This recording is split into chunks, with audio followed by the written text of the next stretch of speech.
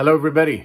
Welcome to week 4 of the 8-week session of Music 104 that I am teaching. I hope that you are all doing well.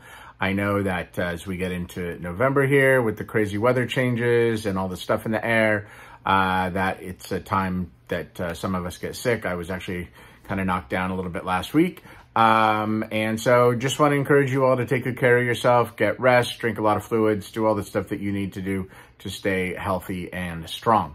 So, week 4 here in the 8-week, good news is that means when you're done with this week, you will be halfway done with the class. So as you were seeing, it flies by. That means, however, that keep in mind, we are fitting 20 chapters or 20 sections, counting the orientation, and 19 chapters into 8 weeks. When you take the 16-week version of this class, it's usually pretty measured out.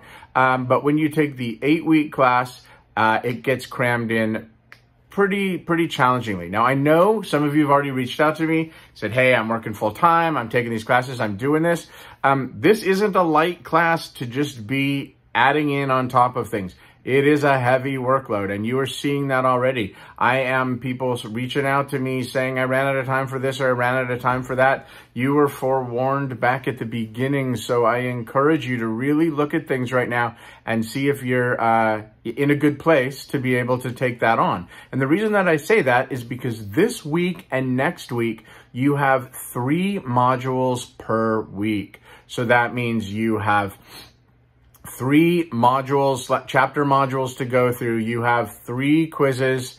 You still just have 1 discussion and 1 reflection observation, but that's a lot of material to go through.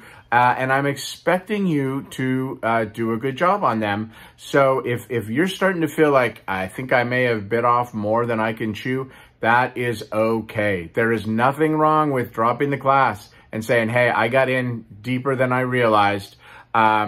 And not. If you're like, nope, I'm going to do this, I'm going to barrel through, and I'm going to just kick butt in this thing, then that means you've got your work cut out for you. So again, a reminder, these welcome videos close at noon on Thursdays. So they shut down, which then shuts down everything after it, because you have to get through the materials in order to actually learn. And that is my goal. I've said this a lot. I don't want to keep saying it, but you're not here to get through a class. You're here to learn the information so that it makes your worldview broader and your understanding and functioning in the world better. Okay? So make sure that you're getting to this. I highly recommend that you make the time for these videos on Mondays. Hopefully you're watching it on a Monday, Tuesday at the latest.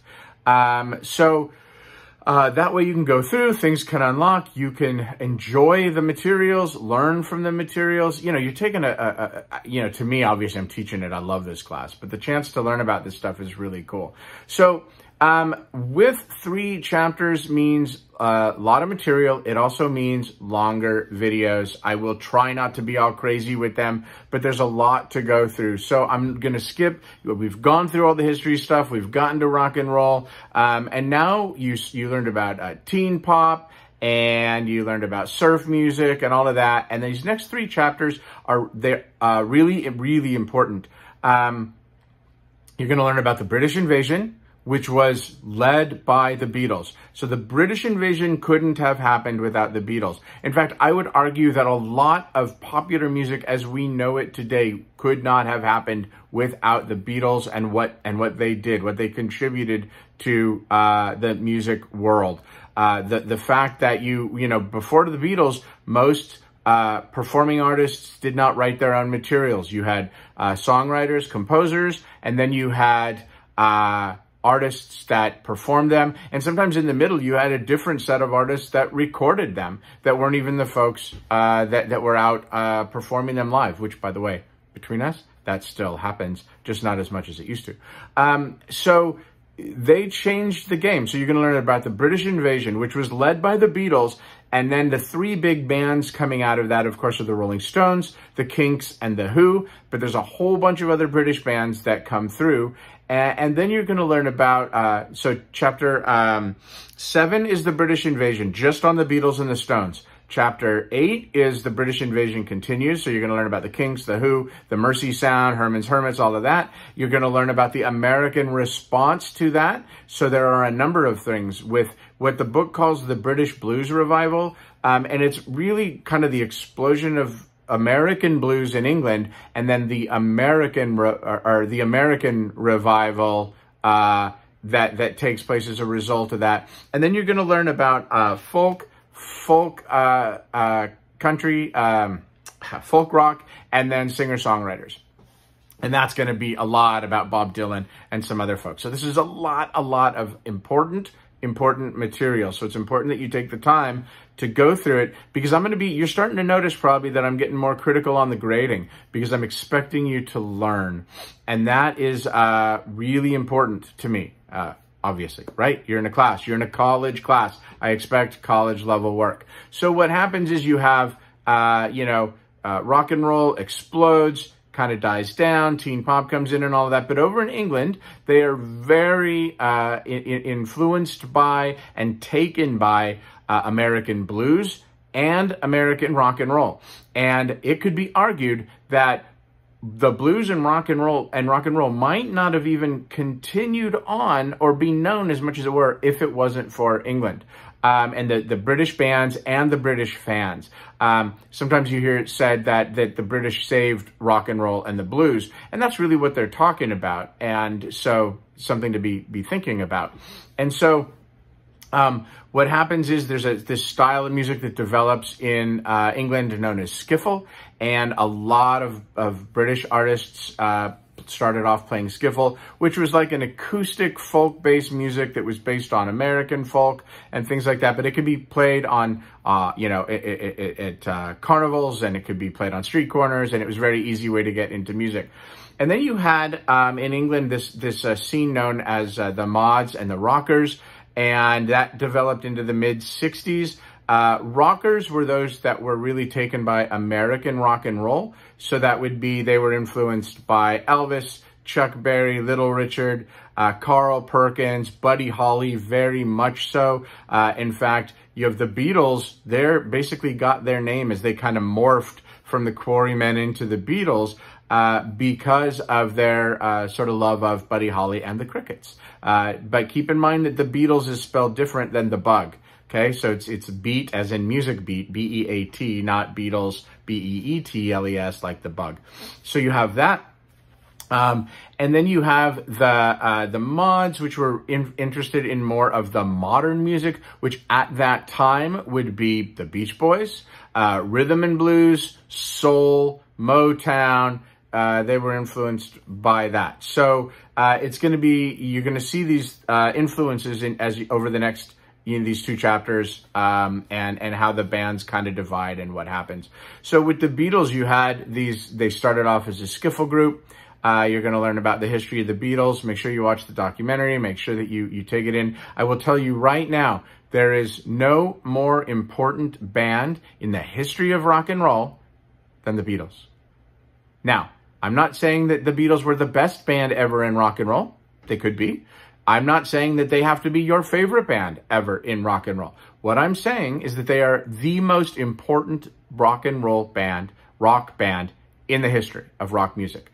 And hopefully you will see that as you go through here. One thing also that I want to get out is that sometimes people refer to the Beatles as a boy band. The Beatles were not a boy band. They were a band made up of 4 young men that went through a few personnel changes, but a boy band by definition is usually singers that are put together by an impresario type figure that go through auditions, and they end up, and they were never really a band. And the thing about the Beatles, the Stones, the Kinks, the Who, is that these were bands that they were friends, and they started playing together, and they started making music together. So while all of these bands were made up of all guys, they were none of them boy bands. Now, certainly the Beatles went from being more of a rock and roll band to more of a pop kind of band for a short period.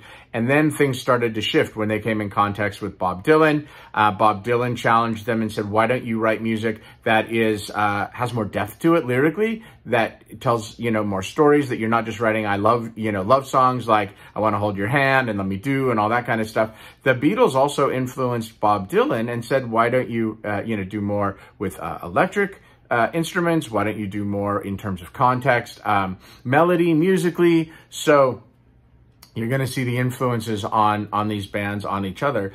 And then the Beatles, which was really an amazing combination of, right place, right time. Band ended up, getting a manager in Brian Epstein, ended up getting signed to a record label after many failed attempts, by the way.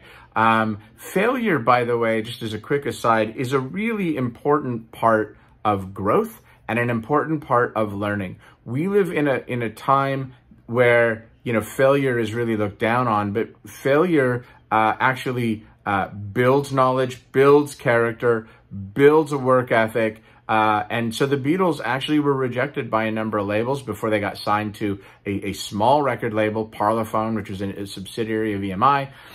They ended up getting fortuitously assigned a producer, a guy named George Martin, that collectively they were able to bring music to a entirely different level. And when I talk about the Beatles being super influential, if you're a Beatles fan, there's this amazing book called How the Beatles Destroyed Rock and Roll. It's not an anti-Beatles book at all. What it really is about is how the Beatles took rock and roll, this kind of music, this teenager music that was made for dancing and socializing and making out and all this sort of stuff, and really turned it into a sophisticated listening experience. So I highly, highly recommend that you, if you're a Beatles fan or a rock music fan or any of this, hunt this down.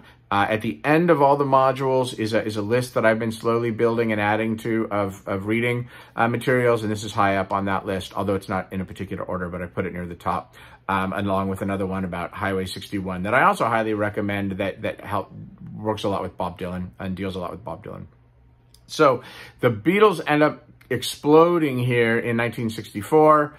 And late 63, 64, not long after JFK is assassinated, and there's some that postulate that there's some connections to that, they explode, and all of a sudden this American style of music, this rock and roll, starts to become international by becoming a big deal in England. And with the Beatles breaking through, you have then, it opens the door for the Rolling Stones, the Kinks, the Who, and all those other bands that I mentioned, and bands that you're going to learn about. Now, the Rolling Stones are a very different band in that instead of being a skiffle rock and roll type band, they were very much influenced by American blues and American country music. If you listen back, I always refer to the Rolling Stones as the greatest American band that happened to come from England. So if you listen back to a lot of their music going through, it's the Beatles, there's something very English about them, certainly even more so with the Kinks and the Who. But the Stones are very much an American influenced band that you can hear those influences coming through.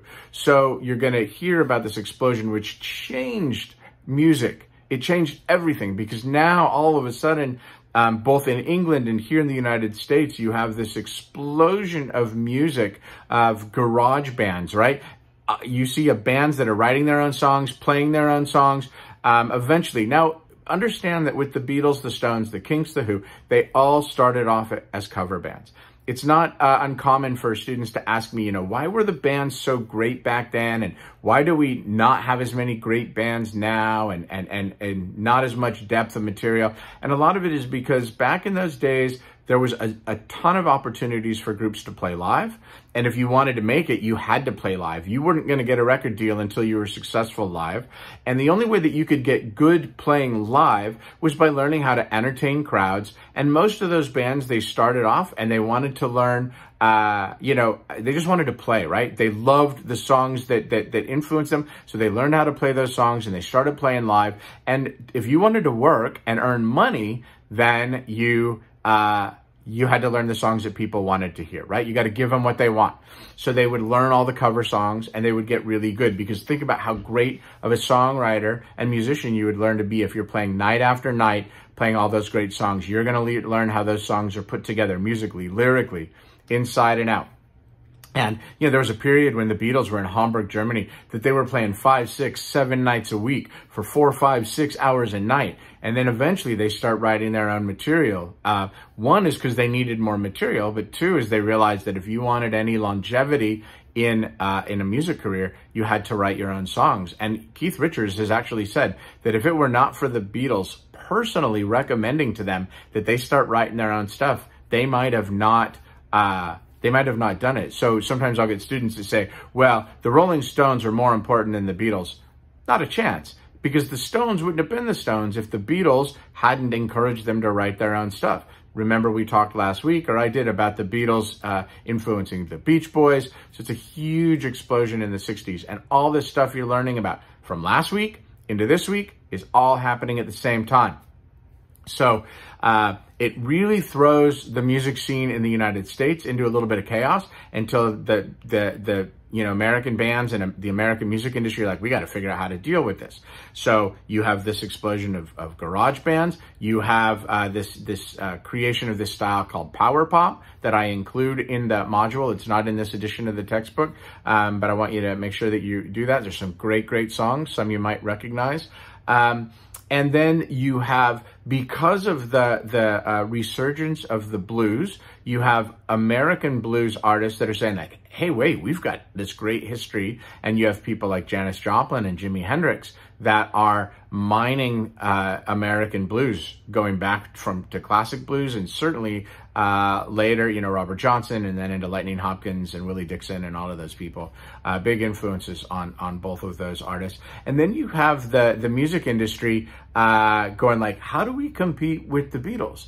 And one of the ways that they do it is they basically create a fictitious band based upon what the Beatles portrayed. And that's where the Monkees come from. The Monkees were not a band to start off with. There were auditions. They were looking for actors. And if they played music, great.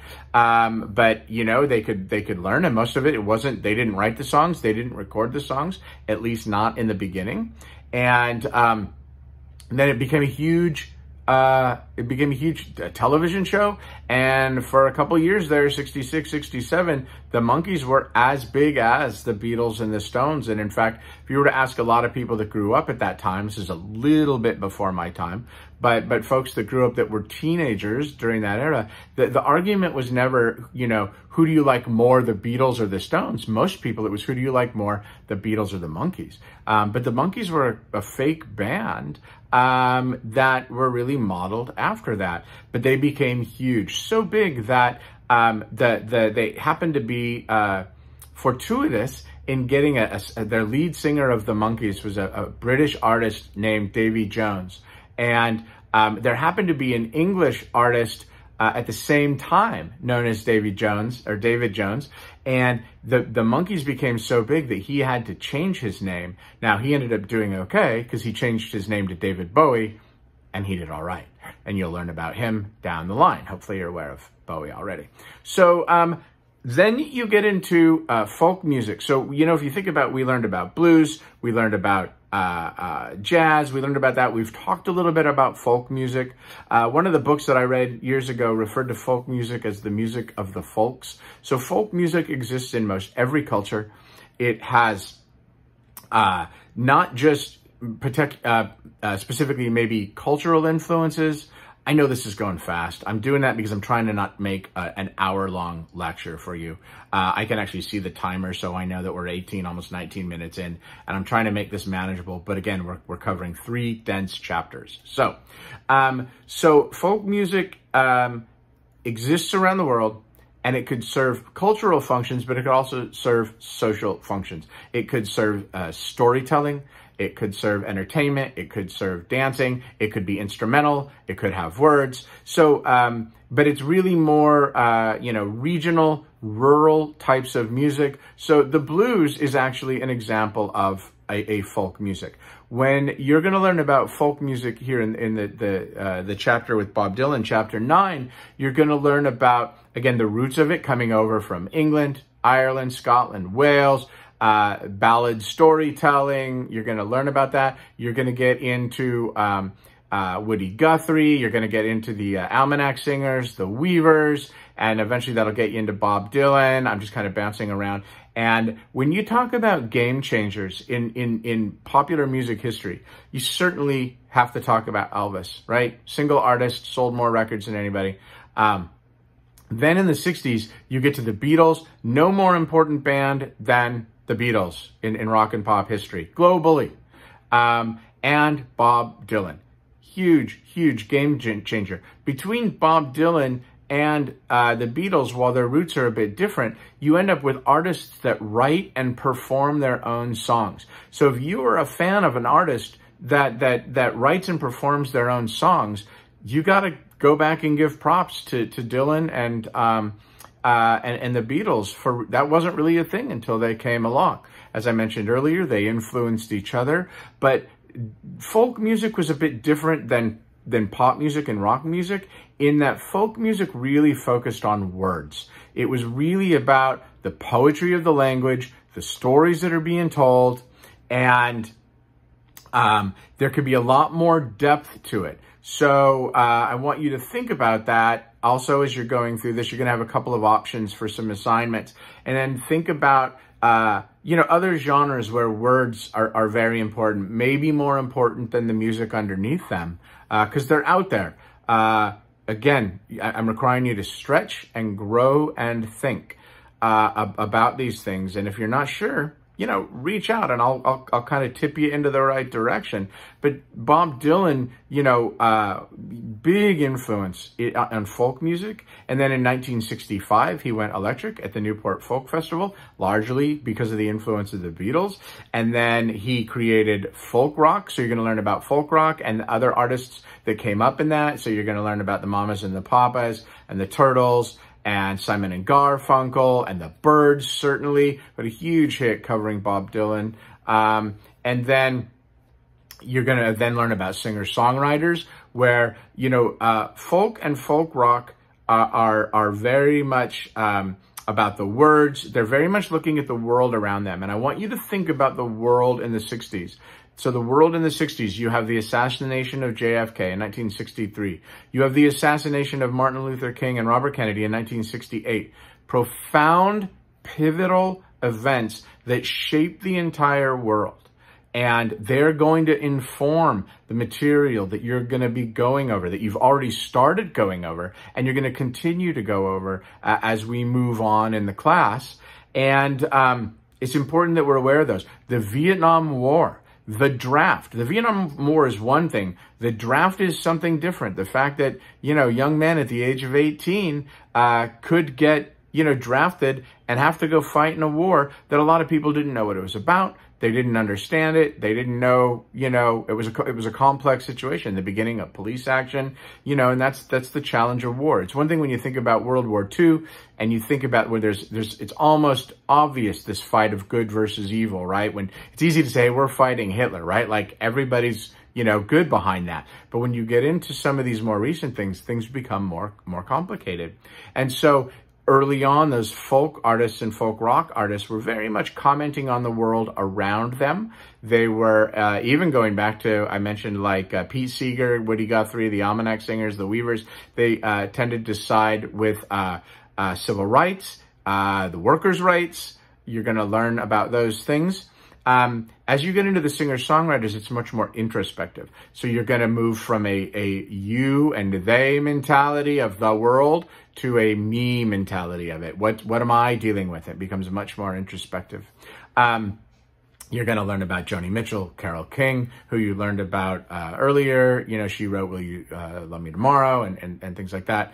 And so that's a lot. I know, long video. Just about 25 minutes. Somewhere buried in this video are all your questions. I've had people reach out saying, how many questions are there? Watch the video. You'll see the questions that are there. Go through it. I don't know if you see the little dots like I see them on my end that tell you where the questions are, but keep in mind, if you haven't already, that I may have a question at the end of the video that asks for something that happened back at the beginning of the video, because it'd be no fun if I just asked you right as we went through, right? I want to make sure that you're watching these. Please be watching these early in the week. Hopefully you're all watching these Monday, Tuesday at the latest. Have a good week. Get ready for a lot of work. Okay, really think about what's going in and think about what you're learning. If you feel like you've bitten off more than you can chew, that's okay. It's better to drop and say, hey, you know what, I took on a lot, especially in this weird times, right? It's okay. There's nothing wrong with dropping a class and then doing it right. This isn't a race. Nobody gets an award for getting a degree the fastest. It's about what you learn and how you apply it. That's it. Have a great week. We'll talk soon. Bye.